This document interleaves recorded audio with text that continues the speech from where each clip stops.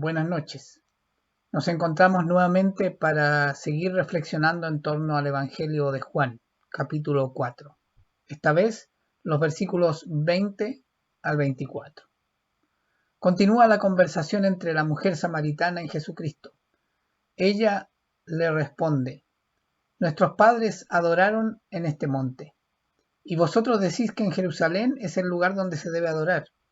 Jesús le dijo: Mujer, créeme, que la hora viene cuando ni en este monte ni en Jerusalén adoraréis al Padre. Vosotros adoráis lo que no sabéis, nosotros adoramos lo que sabemos, porque la salvación viene de los judíos. Y verdaderamente es así, porque Dios hizo un pacto con el pueblo de Israel, sacarlo de la esclavitud y llevarlo a la tierra prometida. Y de Israel vendría el Mesías, y de Israel vino Jesucristo. Toda la genealogía de él está en la nación de Israel. Pero también es cierto que precisamente Cristo vino para que se cumpliera la promesa hecha a Abraham de que todas las naciones serían hijos de la fe, que bastaría con creer en Jesucristo para reencontrarnos con el Padre, que se perdonaran nuestros pecados y tuviéramos vida eterna.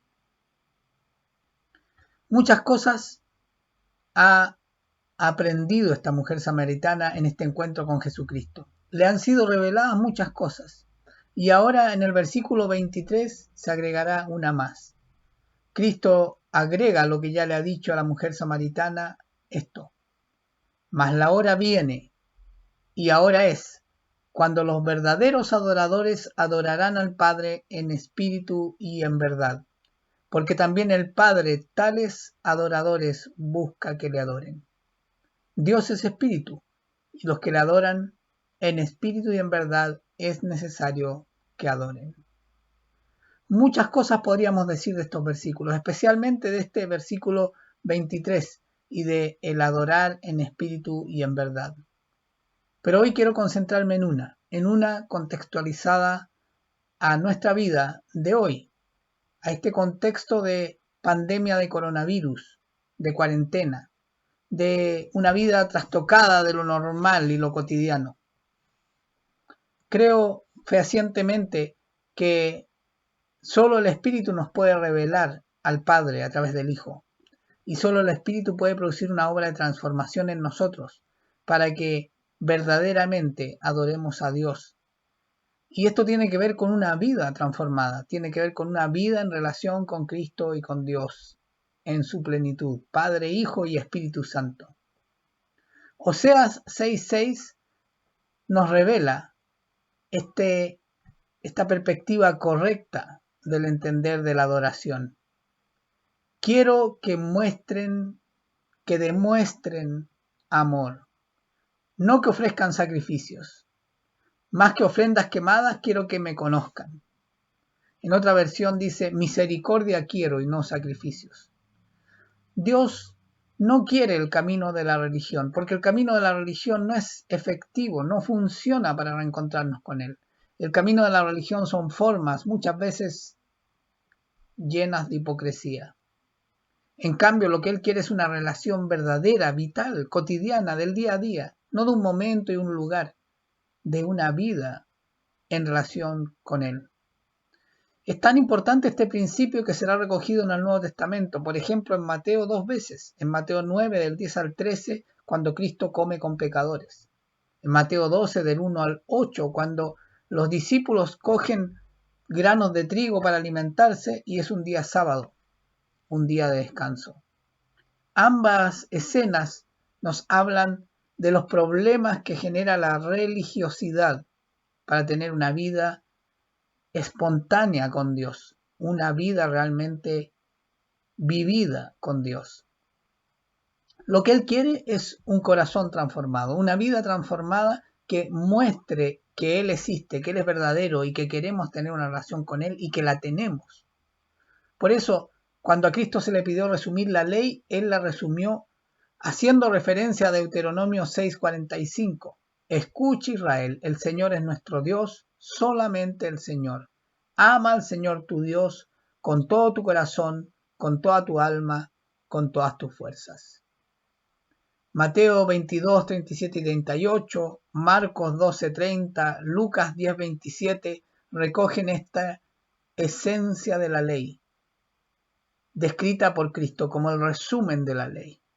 Y él agrega un segundo mandamiento a este principal. Y dice que son prácticamente uno. Y ama a tu prójimo como a ti mismo.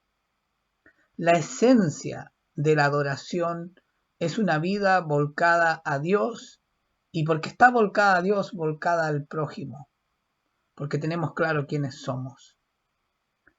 Miren, hay disciplinas espirituales que son muy importantes, por ejemplo el ayuno, pero hay una forma incorrecta de hacerla para mostrar una forma, y hay formas correctas para ir a la esencia de estas disciplinas. Isaías 58, 7 y 8 recoge una revelación de Dios para Isaías respecto a cuál es el ayuno que él quiere. Y no es el que hacían los israelitas y que muchos hacen hoy, sino más bien esto. No es que partas tu pan con el hambriento y a los pobres errantes albergues en casa, que cuando veas al desnudo lo cubras y no te escondas de tu hermano. Entonces nacerá tu luz como el alba y tu salvación se dejará ver pronto e irá tu justicia delante de ti y la gloria de Jehová será tu retaguardia.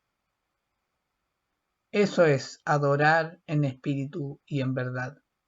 Ir al otro. Y eso es lo que necesitamos en este tiempo de pandemia, donde ha quedado relevado el carácter del un hombre contemporáneo, del ser humano contemporáneo. Un carácter egoísta, individualista, que aún incluso en muchos casos en estas circunstancias se preocupa más por sí mismo que por el otro. Pero nosotros somos llamados a ocuparnos por el otro, de forma concreta, práctica. Primera de Juan 3.1 declara: miren con cuánto amor nos ama nuestro Padre, que nos llama sus hijos. Y eso es lo que somos, pero la gente de este mundo no reconoce que somos hijos de Dios porque no lo conocen a Él. ¿Y cómo lo conocerían si yo no lo muestro? Yo debo mostrarlo en mi forma de vivir. Y en este tiempo eso significa dar, ser generoso, ir a la necesidad del otro. Como dice Hebreos 13:15, por lo tanto, por medio de Jesús, ofrezcamos un sacrificio continuo de alabanza a Dios, adoradores en espíritu y en verdad, mediante el cual proclamamos nuestra lealtad a su nombre. Eso es lo que necesitamos hoy, verdaderamente. Hoy, cuando preparaba esta palabra, vino a mi mente el caso de el afroamericano asesinado en estos días, George Floyd. El gobernador de Nueva York decía décadas, décadas y décadas de injusticia. Y él no es negro, él es un blanco y reconoce esta injusticia. Y cuando esta imagen que quedó grabada en mi vista y en mi mente, esta imagen que recoge cuando los policías y algunos oficiales del ejército debían enfrentar o controlar a las multitudes enrabiadas por esta injusticia, ellos se arrodillaron para pedir perdón. Perdón por algo que ellos no habían hecho, pero su institución, la que representan, sí lo había hecho. Y claro, se arrodillaron delante de personas que estaban enfurecidas, pero yo creo que se arrodillaron delante de Dios y pidieron misericordia y que derramara su amor, que tanto necesita nuestra sociedad hoy. Yo deseo que tanto tú como yo podamos ser provistos por Dios, para que podamos ser esos verdaderos adoradores en espíritu y en verdad que el mundo necesita, y que Él, en su amor, Dios el Padre a través de su Hijo, ha dispuesto a través de nosotros, sus hijos, para hacer ver ese amor de Dios. Cristo decía, la hora viene, pero también dijo ahí mismo, es ahora. Y yo creo que verdaderamente es ahora.